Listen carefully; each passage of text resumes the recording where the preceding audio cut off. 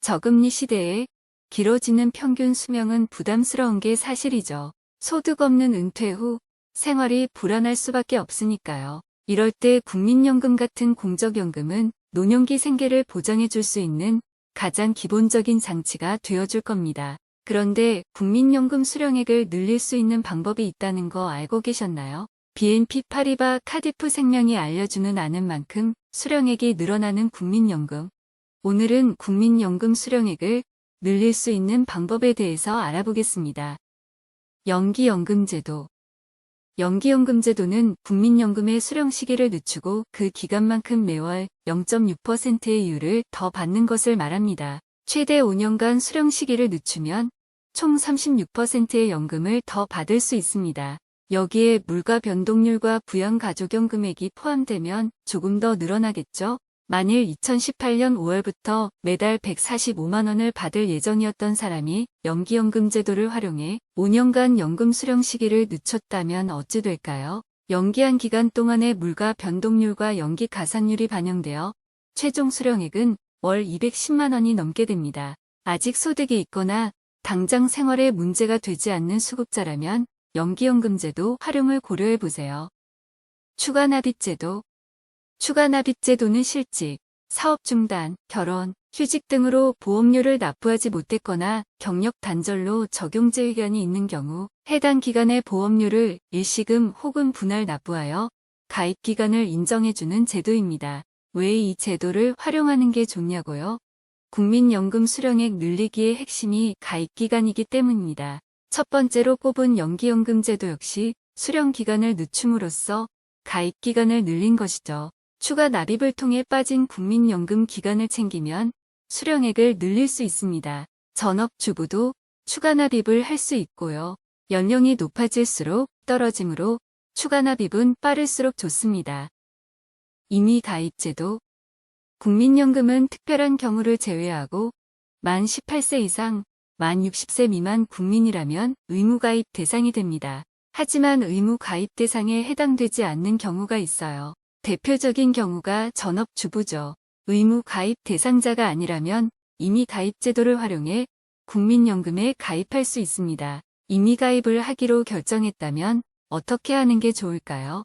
수령액이 높아지도록 일찍 가입해 가입기간을 늘리는 것이 좋겠죠. 추가납입제도를 활용해 가입인 정기간을 늘리는 것도 방법이고요. 이런 방법을 통해 2021년 기준 부부 합산 국민연금 수급액이 300만 원이 넘는 가족은 141쌍이었습니다. 부부 수급자 최고액은 월 435만 4,109원이라고 합니다. 노후가 정말 든든하겠죠? 월 200만 원 이상 받는 부부도 5,826쌍 있고요. 월 100만 원 이상 받는 부부는 13만 5,410쌍이라고 하네요. 임의 가입 제도를 활용하려면 지역에 상관없이 국민연금공단 지사에서 신청할 수 있고요. 우편이나 팩스, 전화 신청도 가능합니다. 임의 계속 가입제도. 임의 계속 가입제도는 최소 가입기간이 10년을 채우지 못했거나 가입기간은 채웠지만 연금 수령액을 높이고 싶을 때 유용한 제도예요. 납입 능력이 된다면 의무가입 기간이 끝난 60세 이후에도 계속해서 국민연금에 가입해 보험료를 납부하는 거죠. 조금이라도 벌 수 있을 때 임의 계속 가입 제도를 활용하고 소득이 끊긴 후 보다 많은 연금을 받을 수 있으니 60세 이전까지 한 달이라도 국민연금을 낸 적이 있다면 생각해 보세요. 임의 계속 가입 신청은 65세 전까지 가능하지만 60세 이전 가입 기간이 전혀 없다면 안타깝지만 이 제도를 활용할 수 없습니다. 크레딧 제도. 국민연금 가입 기간을 추가로 인정하는 제도인데요. 군복무, 출산, 실업 크레딧 등이 있습니다. 나에게 해당되는 크레딧이 있는지 확인해 볼 필요는 있겠죠? 먼저 군복무 크레딧은 2008년 1월 이후 입대해서 6개월 이상 경력 의무를 이행한 사람을 대상으로 국민연금 가입 기간을 6개월 추가 인정해주는 제도입니다. 현역병뿐만 아니라 전환복무자, 상근예비역, 사회복무요원, 국제협력봉사요원, 공익근무요원도 혜택을 받을 수 있습니다. 많은 남성들이 신청 대상자가 되겠죠? 하지만 군복무 기간 중에 일부 또는 정기간 동안 공무원연금법 또는 군인연금법 등 다른 공적연금 기관에 산입되는 경우라면 국민연금 가입기간이 인정되지 않습니다. 출산 크레딧은 2008년 1월 이후 발생한 출산에 대해 가입기간을 추가 인정해주는 제도입니다. 국민연금에 가입한 사람이 둘째 이상의 자녀를 출산한 경우 국민연금 가입기간을 추가로 인정해주는 거죠. 출생한 자녀 수에 따라 가입기간을 다르게 인정해주는데요. 최소 12개월 2명부터 최대 50개월 5명까지 인정됩니다. 실업 크레딧은 직장을 구하면서 구직급여를 받고 있는 사람이 국민연금 납부를 원할 경우 국가가 연금보험료의 75%를 지원해주는 제도입니다. 국민연금 납부를 멈추지 않을 수 있어서 좋겠죠.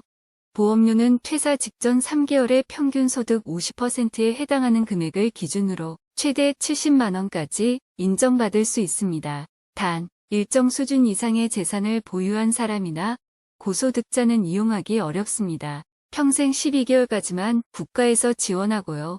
구직급여 종료일이 속하는 달의 다음 달 15일까지 신청해야 지원받을 수 있습니다.